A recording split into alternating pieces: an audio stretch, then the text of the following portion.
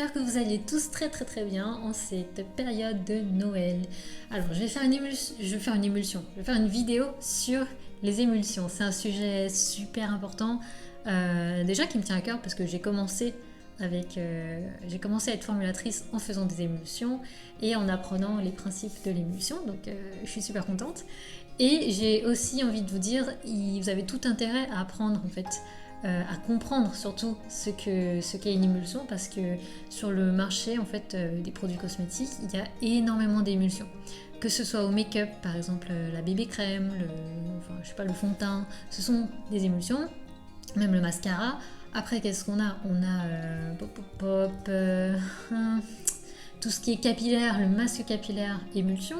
Et après, au niveau du soin, là, on va avoir énormément d'émulsions, tout ce qui est crème pour visage, sérum, qu'est-ce qu'on a d'autre ? Même tout ce qui est beurre hyper riche à mettre sur le corps, ça peut être aussi des émulsions. Donc, on a tout intérêt à savoir en fait comment est faite une émulsion de façon générale, pour pouvoir se dire ah oui en fait on part sur ça comme base. Après évidemment chaque produit a des particularités, mais au moins on comprend la base et on sait comment agir et réagir par rapport à une formule ou une autre. Donc voilà, c'est l'objectif de cette vidéo aujourd'hui.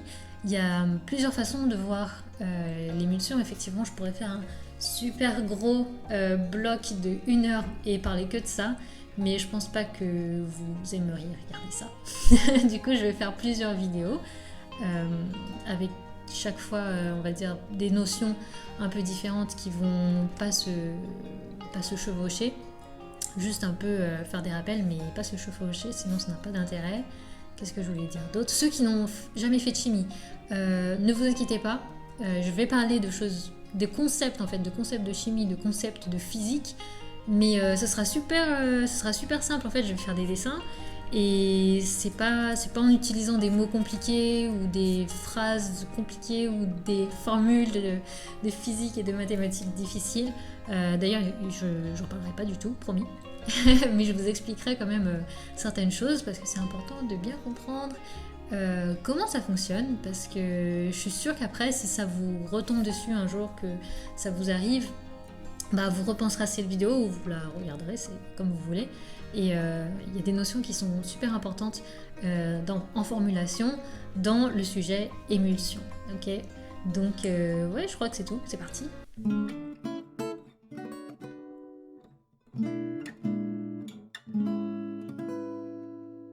Aujourd'hui, je voulais vous parler des émulsions, donc c'est parti.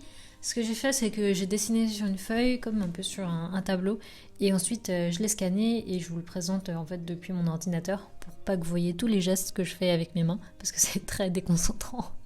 Donc voilà, on va partir tout de suite sur qu'est-ce qu'une émulsion, la définition de l'émulsion. En fait, il faut savoir que les émulsions, ça ne concerne que les liquides, c'est-à-dire deux liquides en fait qui ne sont pas mélangeables. Et en fait, on va avoir la dispersion de l'un sous forme de fines gouttelettes dans l'autre.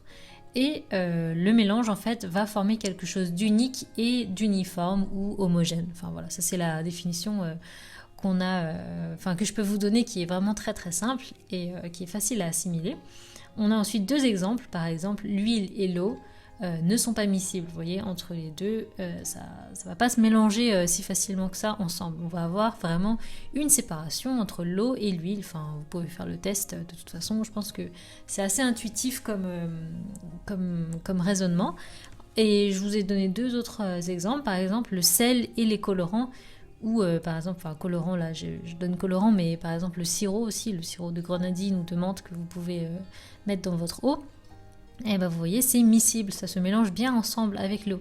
En revanche, si vous faites le sel dans de l'huile, ça va être non miscible en fait. Pourquoi ? Parce qu'en fait l'huile, elle est plutôt miscible avec ce qui est huileux, donc huile essentielle, ou le parfum. Donc parfum, ça dépend quel type de parfum, mais en général le parfum, ça peut bien aller dans l'huile. Ou la vitamine E, voilà, cet antioxydant qu'on connaît dans nos formules cosmétiques. Et tout ça, ça va bien aller dans l'huile, c'est miscible, alors qu'en fait, si vous essayez de mettre de l'huile essentielle dans de l'eau, ça ne va pas fonctionner, ça va faire deux phases différentes. Donc qu'est-ce que j'entends par phase? En fait, c'est deux milieux différents, quoi. Par exemple, là, votre biphase, le biphase démaquillant, vous voyez bien qu'il y a il y a une séparation et il y a deux phases. Donc il y a deux liquides qui sont nettement séparés justement par une interface qui est ici. Donc ça ne se mélange pas ensemble a priori, comme ça. Et en fait, pourquoi c'est différent de l'émulsion? Parce qu'en fait, avec l'émulsion, on va avoir une seule et unique phase. Donc monophase, le contraire de biphase, ou quelque chose qu'on va appeler d'homogène. Donc pour passer de ça à ça, il faut un émulsifiant et de l'énergie. Mais ça, on va le voir juste après du coup.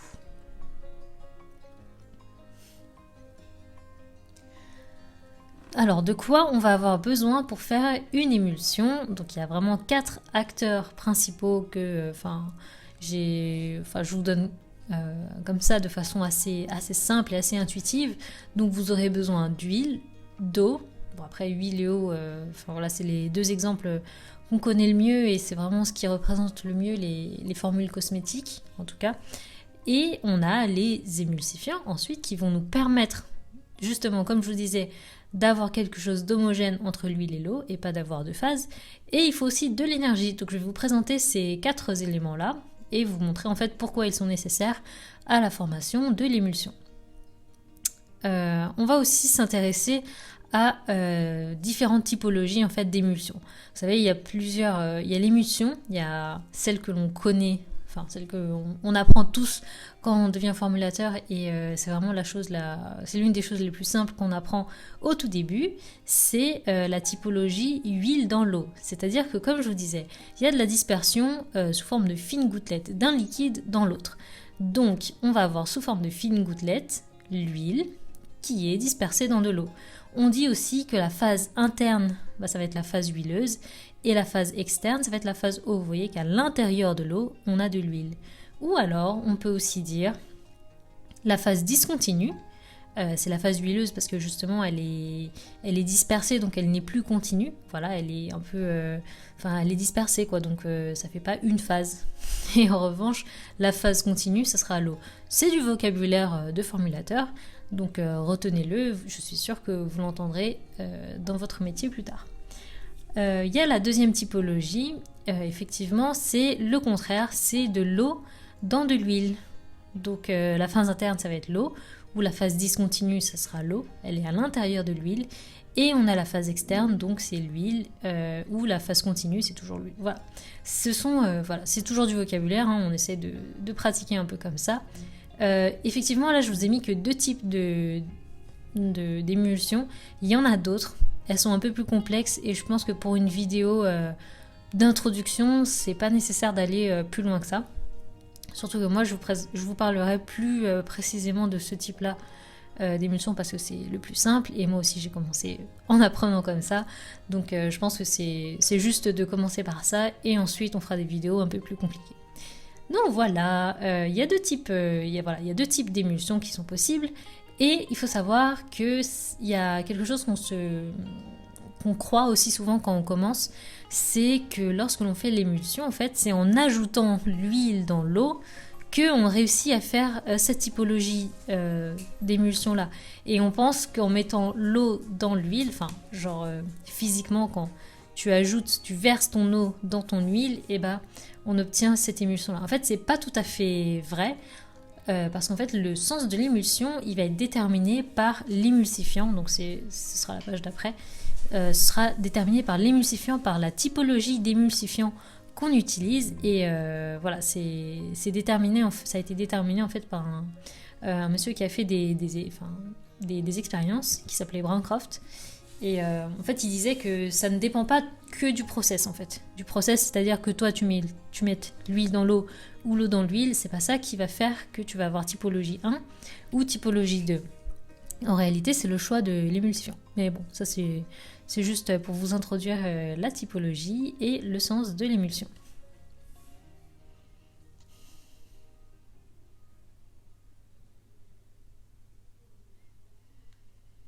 Voilà. Mais avant de vous parler des émulsifiants, moi j'avais envie de vous parler justement de l'eau et de l'huile. Donc on peut les appeler aussi phase aqueuse et phase huileuse. Ce que j'avais envie de vous montrer dans cette vidéo aussi, et c'est très important en termes de, en formulation en général, c'est qu'il faut être assez attentif à ce qui est mélangeable et à ce qui n'est pas mélangeable en fait, ce qui est miscible et ce qui n'est pas miscible. Et là, c'est l'un des principes, l'un des concepts de chimie que je vais essayer de vous montrer de façon simple évidemment. Et on va voir que, on va voir qu'en fait, on va voir pourquoi c'est important et on va voir comment ça fonctionne. Voilà. Et je peux vous assurer que plus tard, quand vous ferez face à d'autres ingrédients, et ben ça va vous servir parce qu'en fait, en formulation, on fait gaffe à ce qui est mélangeable et à ce qui n'est pas mélangeable pour avoir quelque chose de bien fait, quoi. Donc la phase aqueuse, c'est de l'eau, hein, d'accord ? Pour l'instant, ça va. Et on l'appelle aussi la phase polaire. Pourquoi je vous parle de polarité ? En fait, la polarité, je ne sais pas si ça vous parle, mais en fait, c'est comme quand il y a des pôles, comme un aimant qui a un plus ou un moins. C'est à partir du moment où quelque chose n'est pas symétrique, où il n'y a pas d'égalité, en fait. La polarité, c'est un peu le contraire de l'équilibre, de la symétrie. En fait, quand on parle de polarité, on dit qu'il y a quelque chose qui est plus et quelque chose qui est moins, en fait. L'eau, c'est quelque chose de polaire. Pourquoi ? Parce que l'eau, c'est H2O, c'est fait d'oxygène et de 2 hydrogènes. Et tout simplement, en fait, il faut que vous sachiez que l'oxygène, c'est un élément qui attire les électrons. Donc on ne va pas entrer dans le détail, mais c'est un peu comme des êtres humains. En fait, on a tous plus ou moins on a tous plus ou moins de l'argent, et par exemple les atomes, ils ont tous plus ou moins des électrons, ok ? Et on attire nous plus ou moins l'argent, entre guillemets, et les éléments c'est un peu pareil, les atomes c'est un peu pareil. L'oxygène, lui, c'est un élément qui attire beaucoup les électrons, donc il va avoir tendance à être plutôt négatif. Il va attirer les électrons de ses voisins, qui sont les hydrogènes. Eux, en revanche, ils se laissent un peu prendre leurs électrons, ils disent pas grand-chose. Et ils sont plutôt de charge positive. Donc à partir de ce moment-là, on a quelque chose qui est polaire. On est d'accord, on a quelque chose qui est plutôt négatif et quelque chose qui est plutôt positif. Un peu comme, le pôle Nord, le pôle Sud, les pôles d'une pile. Vous avez vu qu'il y a une face plus et une face moins. Donc c'est ça, c'est de la polarité. Et en fait, les molécules d'eau, elles se placent un peu de façon à avoir des échanges d'électrons. C'est-à-dire que là, cet hydrogène-là, en fait, il est lié à cet oxygène qui lui prend un peu des électrons, mais en se mettant à côté de celui-ci, de cet oxygène-là qui est assez chargé en électrons, il va pouvoir un peu faire des échanges, profiter un peu de ce flux d'électrons qu'il y a ici. Enfin voilà, en fait, les molécules elles vont se placer de façon à échanger le plus possible des électrons entre elles. Et c'est important, pourquoi c'est important ? C'est tout simplement parce que ça nous explique pourquoi une molécule comme le sel, Na c'est sodium et Cl c'est chlorure, donc chlorure de sodium, le sel tout simplement. Pourquoi est-ce que le sel il va être solubilisé dans de l'eau ? Tout simplement parce que nous, ici, on a pareil, quelque chose qui est polaire. Le sodium c'est plutôt positif et le chlorure c'est plutôt négatif. Et eux, ils vont être bien dans cette eau parce que va y avoir des échanges. Et je pense que c'est un peu comme nous, comme les êtres humains, on peut être à l'aise dans un élément qui nous ressemble et où on va se sentir bien. Et c'est un peu le cas du sel dans de l'eau. Et c'est pour ça que le sel et l'eau, ils sont compatibles et ils sont miscibles ensemble. Pourquoi le sel se solubilise dans l'eau ? Voilà, ça c'est une notion qui est assez importante et vous le verrez après. Tout simplement quand on introduira d'autres ingrédients que l'huile et l'eau, on verra pourquoi c'est important d'avoir cette notion de polarité et de savoir ce qui se mélange dans quoi. Pareil pour la phase huileuse. Alors la phase huileuse, elle, c'est un peu le contraire. Elle est apolaire, elle est plutôt symétrique. Il n'y a pas trop d'échanges d'électrons, il n'y a pas trop de mouvements, il ne se passe pas grand-chose entre les molécules, si je puis dire. En tout cas, beaucoup moins que ce qui se passe dans de l'eau.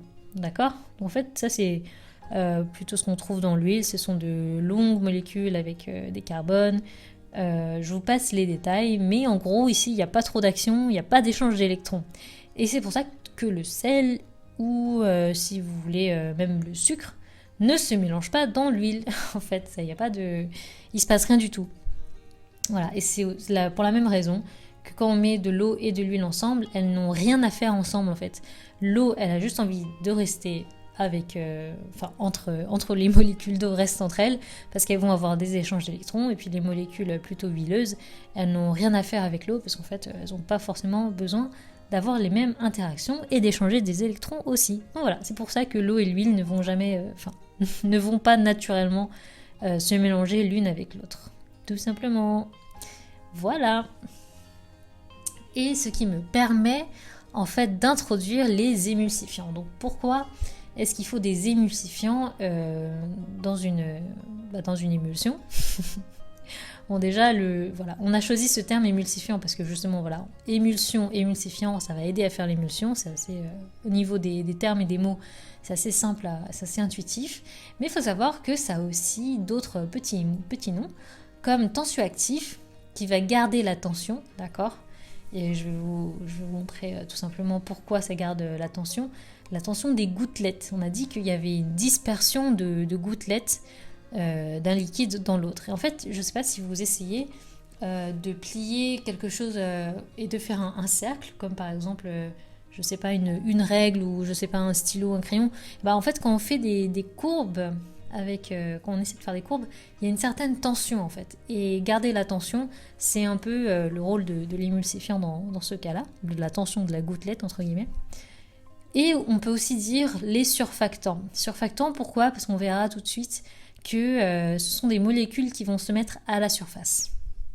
Donc voilà, c'est juste, rappelez-vous de ces deux termes, enfin de ces trois termes, parce qu'en fait ça veut dire la même chose et ça représente plus ou moins la même typologie de molécules. Donc, comment est-ce que c'est fait un émulsifiant et à quoi ça ressemble ou à quoi ressemble le tensioactif ou le surfactant? Eh bien, c'est composé d'un corps apolaire, donc plutôt qui ressemblerait à une phase huileuse, quoi, ou lipophile. Lipo, c'est gras, et phile, c'est aimé, donc qui aime le gras, qui aimera plutôt la phase huileuse.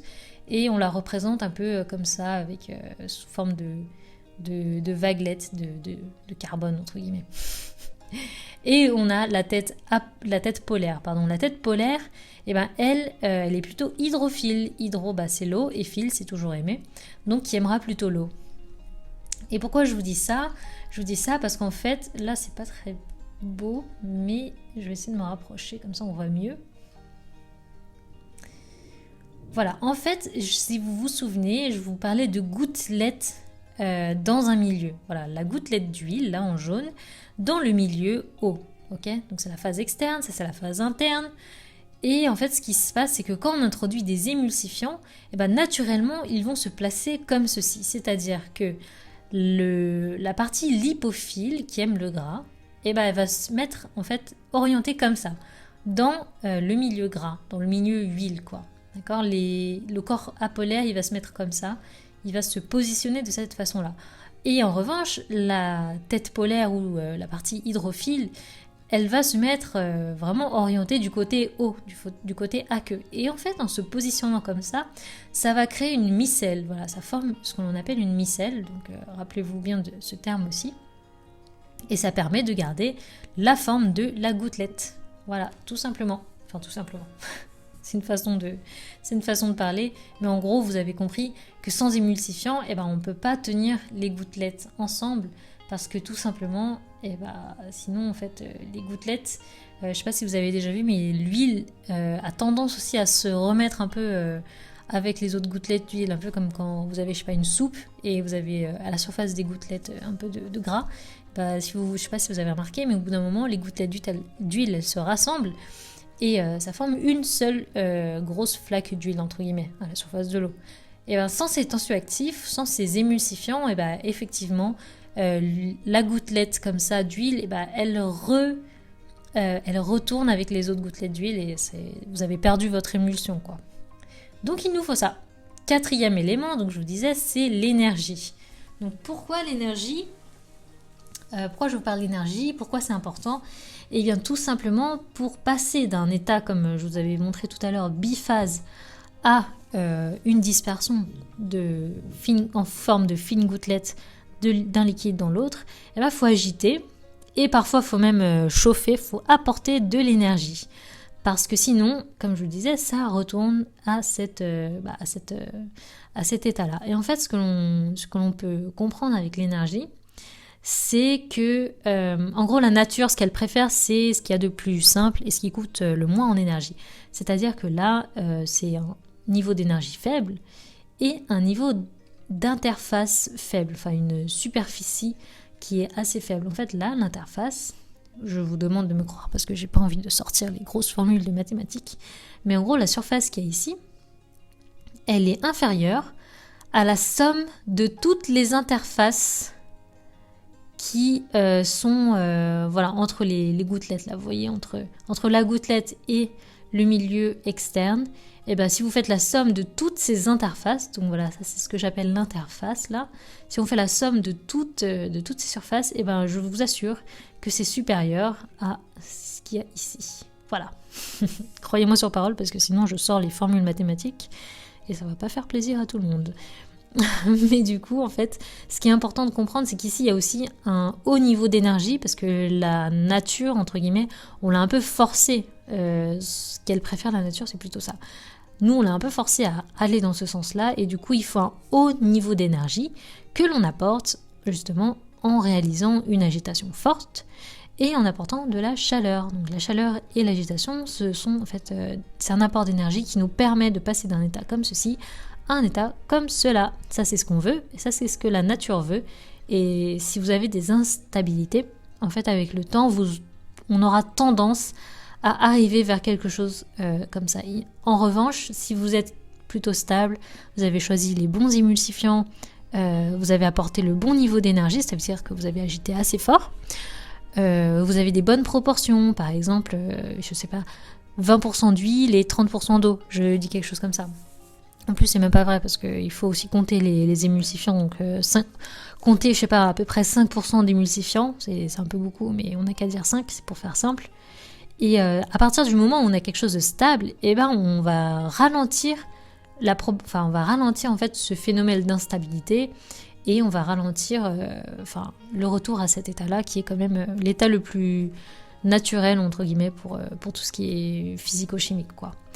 Donc voilà, en fait, ça vous explique pourquoi est-ce qu'on avait besoin d'agiter et pourquoi il n'y a pas juste besoin de... Pourquoi est-ce qu'on ne mettrait pas tout simplement un émulsifiant et basta, on n'en parle plus et c'est fini. En réalité, non, il faut aussi apporter de l'énergie parce que, justement, on a besoin d'arriver à cet état-là et il faut apporter, agitation et chaleur parfois. Je vais juste insister pendant 2 minutes sur les interfaces. Pourquoi je vous parle de surface, d'interface? Parce qu'en fait, si on regarde bien, plus on aura des gouttelettes fines et plus on aura de surface, plus on va avoir des émulsifiants qui vont se placer, qui vont bien se placer entre l'huile et l'eau, et plus on aura quelque chose de stable. Donc c'est très très important d'avoir des gouttelettes bien fines pour avoir quelque chose de bien stable. Et d'ailleurs la stabilité, c'est quelque chose dont j'aimerais parler dans une autre vidéo, comme ça on sépare un petit peu les sujets. Je voudrais parler aussi plus tard des émulsifiants, parce que là je vous ai fait une présentation extrêmement générale sur les émulsifiants, mais il faut savoir que ce sont quand même des molécules qui peuvent être très variées, il y a beaucoup de typologies d'émulsifiants, et c'est ça qui va un peu déterminer, comme je vous le disais, le sens de l'émulsion, plutôt une émulsion huile dans eau, ou plutôt une émulsion eau dans huile. Donc je sais que les émulsions c'est un sujet assez vague, mais pour l'instant on n'a qu'à dire que c'est une introduction à l'émulsion, et on verra ensuite ce que l'on pourra faire au niveau de la stabilité et au niveau des émulsifiants, du choix des émulsifiants. Et puis par ailleurs, dès que je pourrai retourner au laboratoire, je peux vous assurer que je vous ferai une démonstration de comment on fait une émulsion. Voilà, j'espère que vous passerez une bonne journée, que vous aurez bien compris ce sujet, et on se voit plus tard. Salut!